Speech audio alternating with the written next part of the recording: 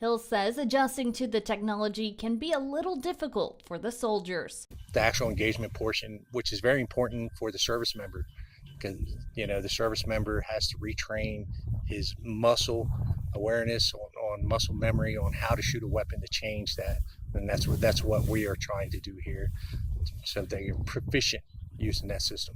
We try to make it a little bit more difficult and vigorous for them by adding different points on it. We have aircraft moving around, have them shooting at different uh, distances, at having to engage at certain times.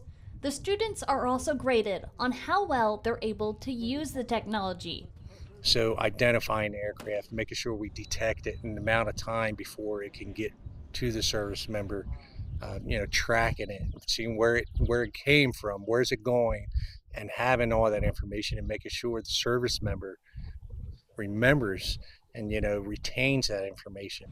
Being able to stop the aircraft and put it on the ground or send it home is necessary for service members to know. Threat is big and getting larger. It's an easy threat to for someone to acquire, to change the different parts on it to build. So we want to mitigate that threat as well as we can. Hill says the drone buster can be used by service members overseas, whether they're out on patrol or guarding the post.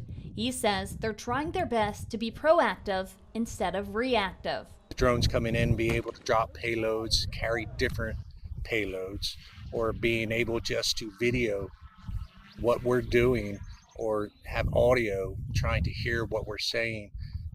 And with aircraft as small as your palm, it can fit in your palm.